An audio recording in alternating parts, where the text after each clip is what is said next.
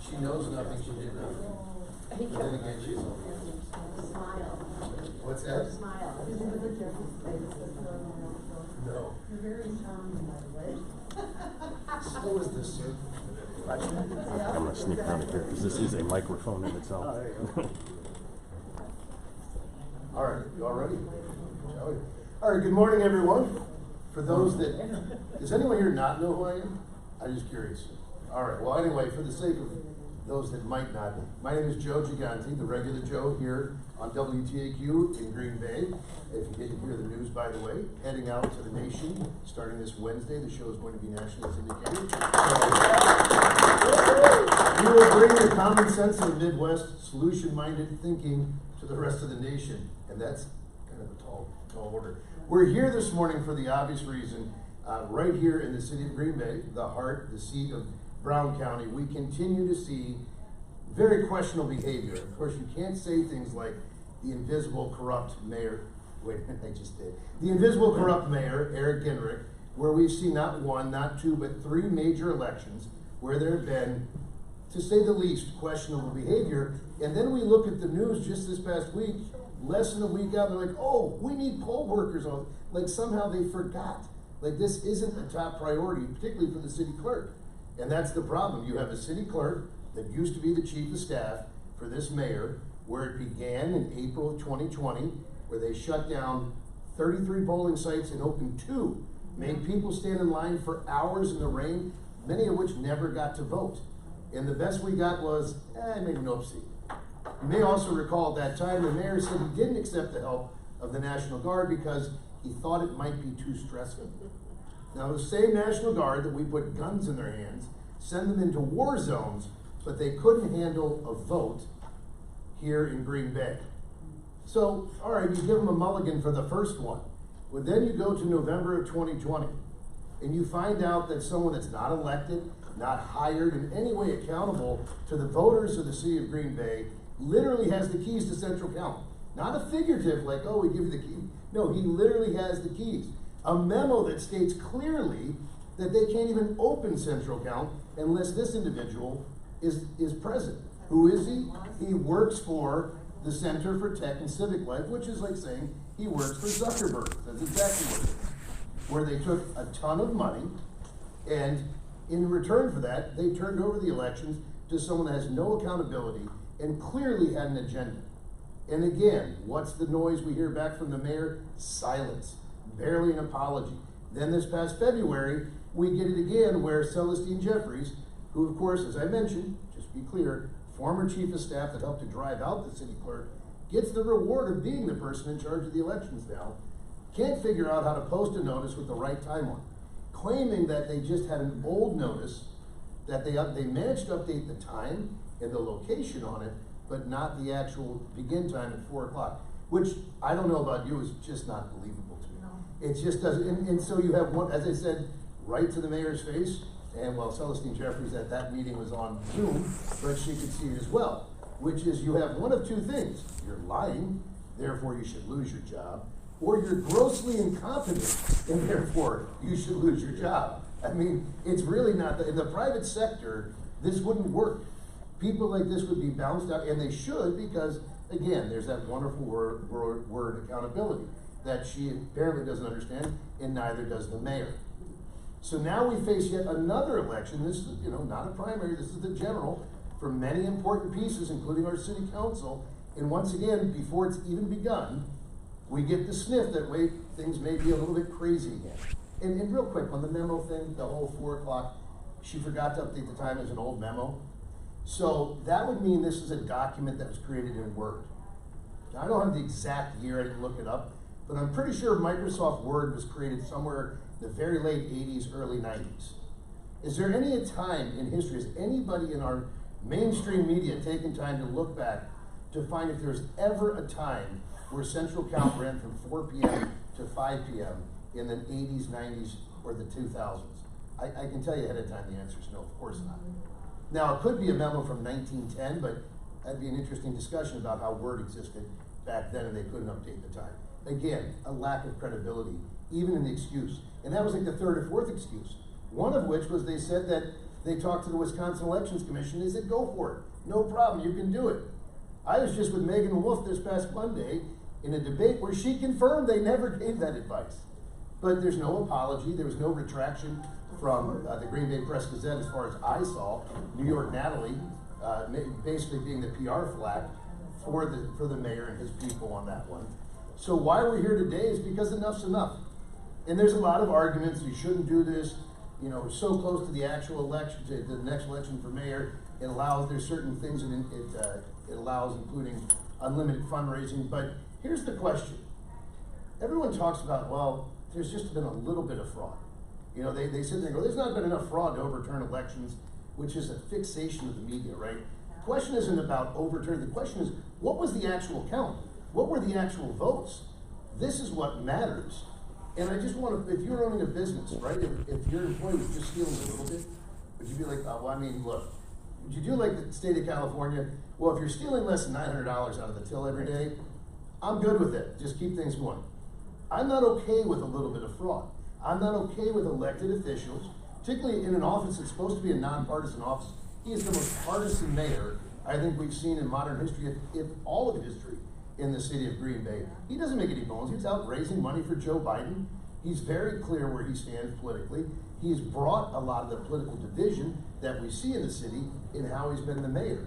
And he needs to be held accountable.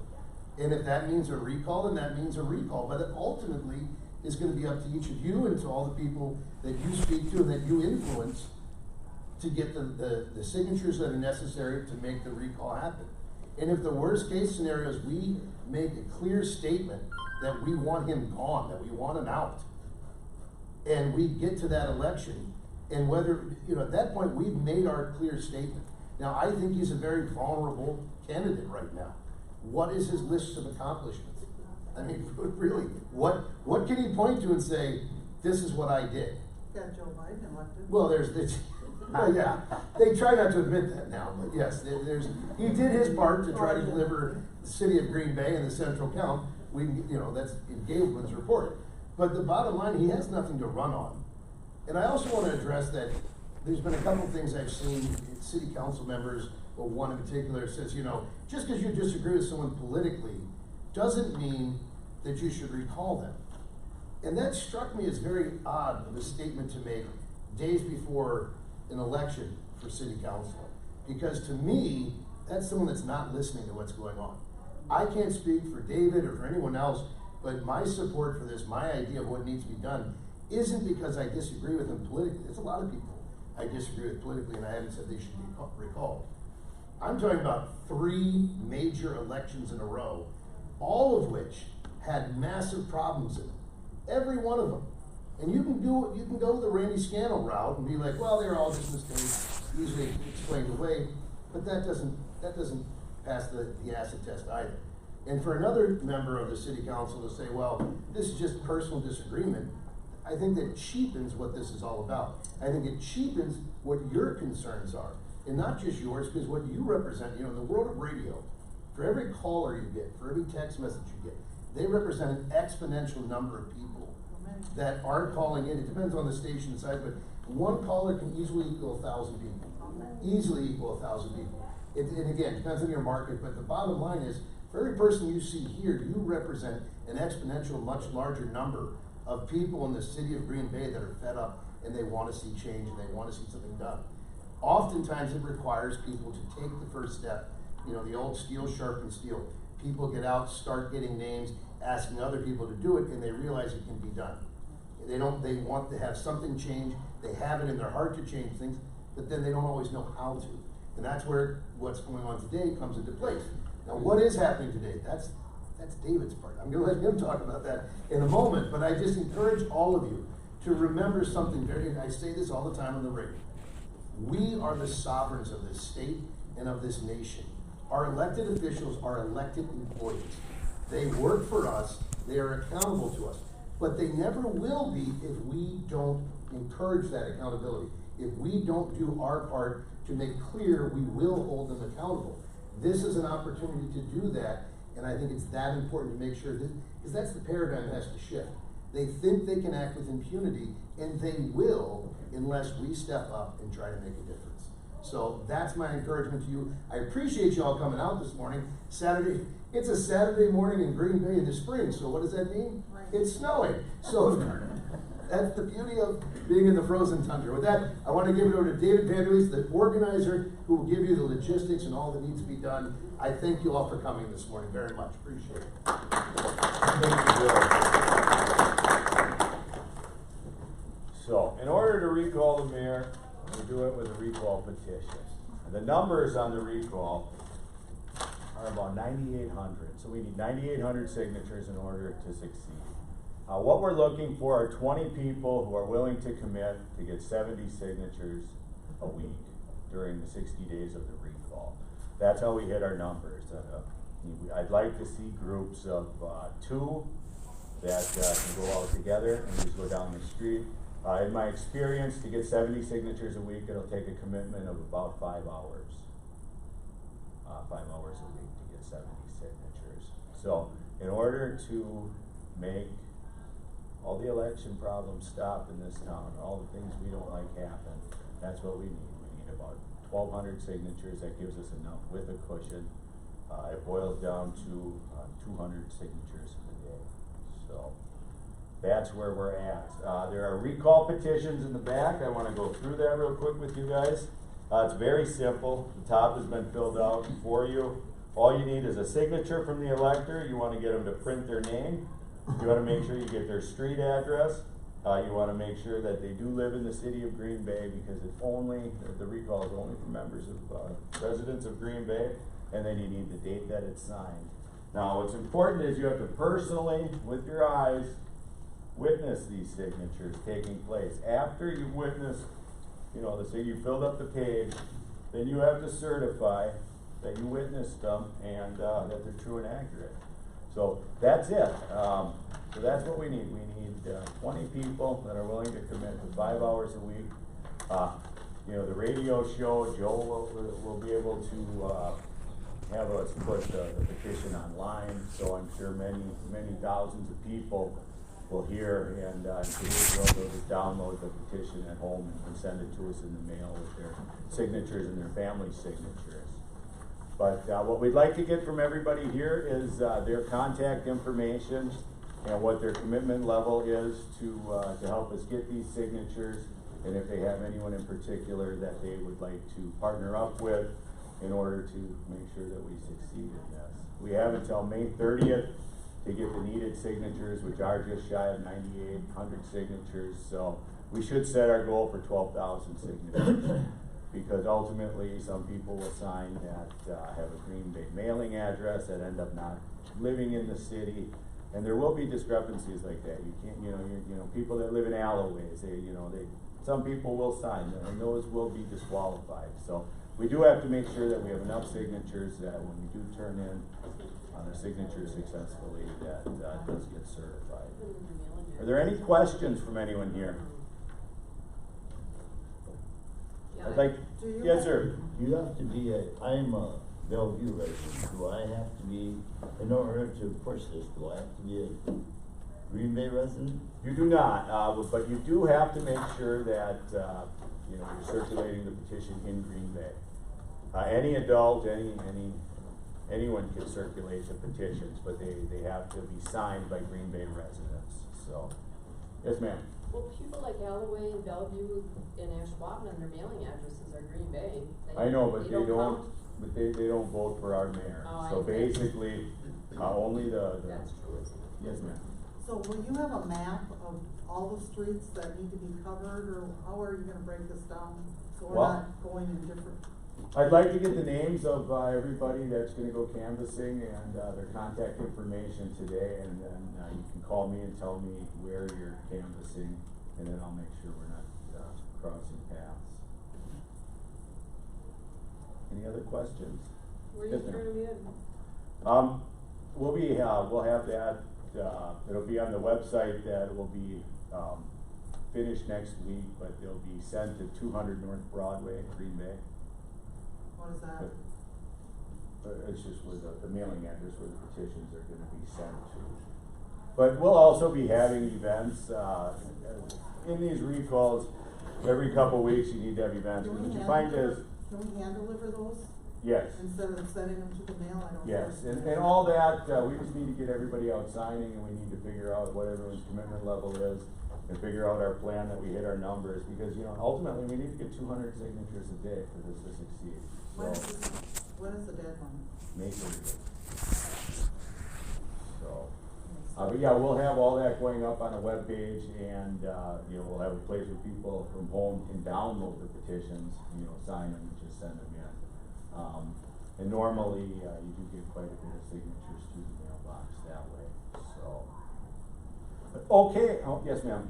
Can these be refused if you have more than one date on the bottom? When you would, okay, people, let's say you have a recall petition, and you go out for a week and get signatures, and they all have different dates, and, you know, you started getting signatures today, but you filled up the sheet, you know, next Saturday. When you sign the bottom, you have to make sure that, you know, you personally witnessed all those signatures, and you have to date it after the date of the last signature. So if you had a week where you had gotten signatures, and the last signature, the 10th line, was on April 8th, you need to then date and sign the bottom April 8th. Okay. Yes, ma'am. You mentioned a website. Is there a way maybe you can provide some talking points? Because again, having, you know, going door to door and being able to have that conversation with people to say, were you aware that these things occur, and just having that kind of in front of you, not having to memorize that would be Sure, very we can helpful. put that on the website. Yeah, that'd be very easy to put some talking points on it. Do you know what the name of the website will be? I believe it's gonna be Save Green Bay. Save Green Bay. .org. Whichever way. I haven't bought the site yet, but I have it pretty much ready to be. I'll announce it when we have it. Yeah, right. Can you? You can also go to the Facebook page, Save Green Bay. There's a Facebook page and a Facebook group. The petitions and addresses and everything where to send it, can be put on there later today. There's a map somewhere, a PDF map of the city, limits of the city of Green Bay, that you could throw that on, so that anybody could download it, that'd be great. We can put a link to the city as a map. I'll put a link to the city's map. Any other questions? I'd like to thank everyone for coming. I'd like to thank Joe for explaining why this is important, and I'd like to thank everyone for coming, and have a good day. When will this start? When can you get signatures? We can start right today. Actually, the timeline started yesterday, with the clerk yesterday. So we have petitions in the back, and then I'll be getting everyone's information as far as people joining, people in contact with you on track our progress, okay? And so who's this city clerk that's gonna verify all this? That will be Celestine. Yeah, well, that's why. Make sure the information on here is accurate, Okay. okay? We'll make sure that everybody's signatures, and when you're done, we'll attend. If you look at